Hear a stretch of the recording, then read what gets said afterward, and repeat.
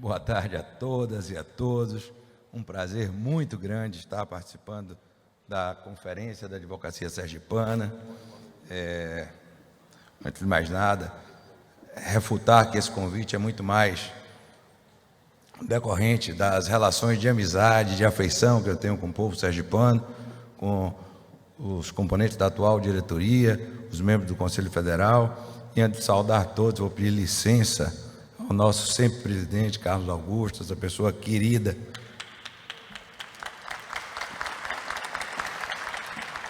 da advocacia brasileira, que é o nosso grande líder do Nordeste e que tem nos ensinado muito e que tenho certeza que foi responsável por avalizar o meu nome aqui no dia de hoje. E gostaria de saudar o nosso presidente Daniel, estendendo essa saudação a toda a sua diretoria, saudar todas as advogadas sergipanas na pessoa da nossa futura ministra do TST, oxalá que isso aconteça, nossa querida Rose,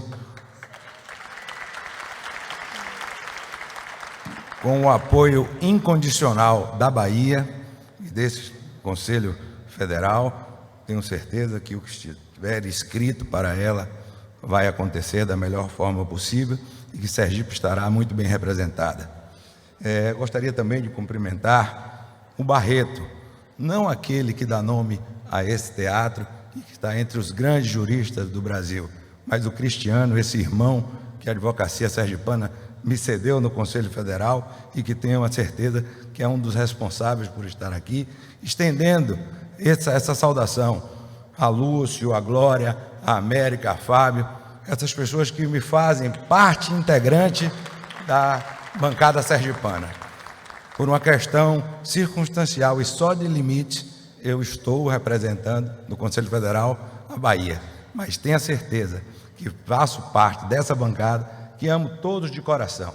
Vocês fazem cada dia do meu mandato mais feliz por poder partilhar tantos momentos em que temos a certeza que os nossos interesses são comuns, os interesses da advocacia brasileira, os interesses da advocacia do Nordeste e, mais do que isso, os nossos interesses de Bahia e Sergipe, Sergipe e Bahia.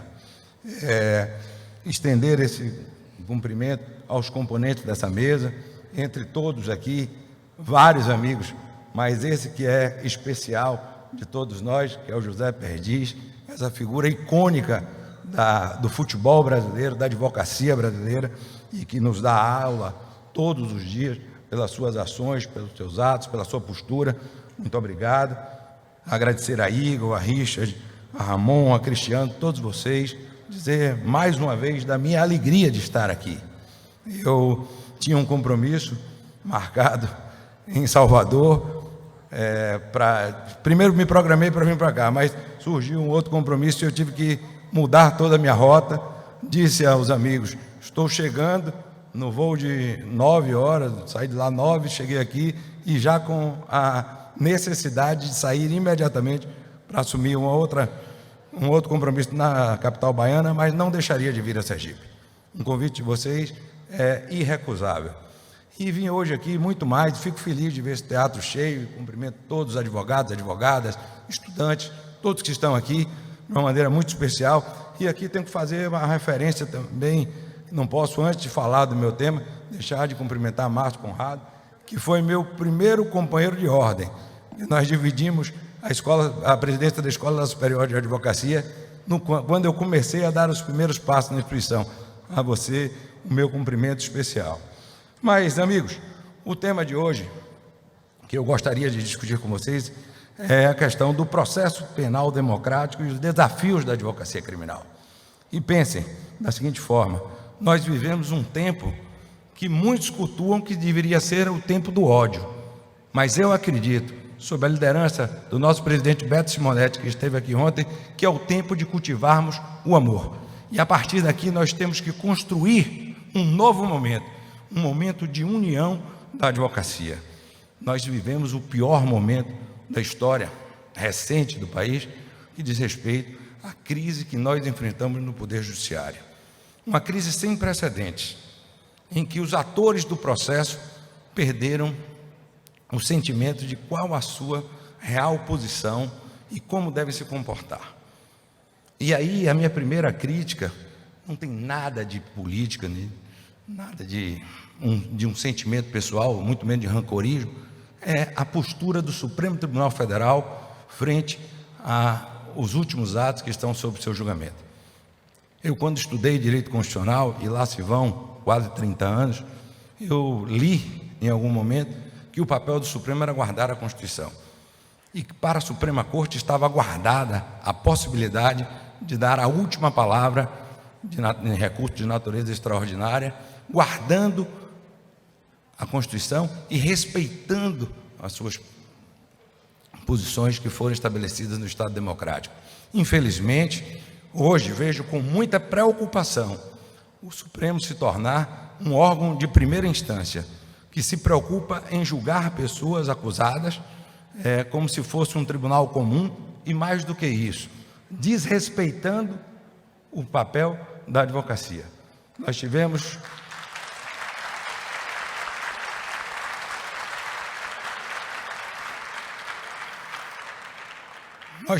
há poucos dias o início do julgamento dos atos de 8 de janeiro e chegarei neles, vou falar o que eu penso sobre o tema. Mas nós tivemos ali um momento de retrocesso histórico. Não quero fazer uma crítica, e é o melhor, não vou fazer aplauso aos colegas que lá estiveram, mas não é me dado o direito à crítica da atuação de nenhum advogado criminal na tribuna. A tribuna é sagrada. A tribuna tem que ser respeitada, porque no dia que eles puderem dizer o que nós vamos falar, nós não poderemos mais ser advogados e advogadas. Nós teremos limitações que serão impostas por aqueles que não querem ouvir a última voz da democracia, que é a advocacia.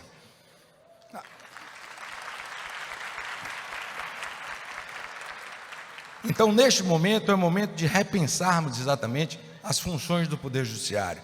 Não estou a cultuar o ódio, pelo contrário, estou a cultuar o amor, como diria o nosso presidente Beto Simonetti, uma das figuras mais sensíveis que nós temos na advocacia brasileira. Mas nós temos que ter a certeza que a OAB é um ponto de coragem e de resistência. Aqui não há lugar para covardes, ou melhor, a advocacia não é profissão de covarde, como diria Sobral Pinto. Nós temos que ter a certeza de que nos momentos mais difíceis da nossa democracia, a ordem teve voz altiva e foi ao enfrentamento, para respeitar, sobretudo, as garantias constitucionais, para respeitar a transparência nas relações jurídicas e para respeitar a independência dos tribunais. Então, neste momento em que nós vemos o país virado ao avesso, já que falei do Beto, eu gostaria, a gente estava no almoço agora, a gente estava pensando, o Brasil não pode ficar entre os caprichosos e os garantidos, entre o azul e o vermelho. Acabou isso. Nós temos um país só. Nós temos um país que precisa avançar. E avançar é quebrar essas fronteiras e entender que o Poder Judiciário não deve se omiscuir em temas que não sejam do seu julgamento. Eu não aceito a ideia de juízes do Supremo tratados como celebridades, como autores de fotos, de posts e de algo qualquer que possa se pensar que é reservado ao julgador. Eu acredito, Márcio, você que muito em breve, com certeza, tomará um outro prumo na vida, o juiz deve ser discreto, o juiz deve ser imparcial, o juiz deve ser equidistante das partes. Eu não acredito na Santíssima Trindade do bem e do mal, em que o Ministério Público, a magistratura e os delegados estão no bem e que nós, advogados criminais, estamos no mal ao lado dos nossos clientes.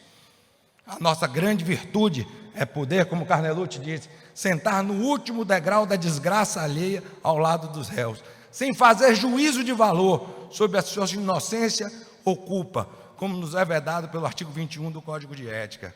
A função do advogado criminal é exatamente defender a lei. Não estamos buscando vitórias fáceis, não estamos buscando a impunidade. E precisamos entender que esse modelo que se criou é um modelo que precisa ser repensado. Não cabe ao Poder Judiciário o papel de vingador. Os empreendedores morais não devem ser idolatrados. Nós temos que pensar que o combate à corrupção é um dever de todos nós enquanto cidadãos e que não se pode confundir advocacia com criminalidade. Nós não somos criminosos, nós defendemos o Estado democrático de direito. E nessa lógica, quando nós pensamos que os reacionários culturais que ventilam pânico conseguem, ao final, ser idolatrados pela sua postura, penso eu que nós estamos no caminho equivocado. Nós vivemos uma crise de segurança pública, na Bahia, em Sergipe e no Brasil como um todo. Mas o problema tem que ser tratado a nível estrutural. Enquanto não combatermos a fome, a miséria e a falta de emprego, vamos ter que continuar construindo presídios no lugar de escolas. Nós vamos ter que continuar pensando que o aparelho repressivo estatal pode dar respostas àqueles indivíduos que eventualmente venham se desviado de uma linha de conduta pensada por todos nós e que, na verdade, são vítimas de um sistema opressivo e que não se resolve necessariamente a partir da repressão. Temos que pensar, por outro lado, nesses avanços, que, na verdade, nós temos um dever muito maior enquanto advogados. Tenho dito, o meu maior vício é a liberdade, e que quando eu defendo, eu não julgo.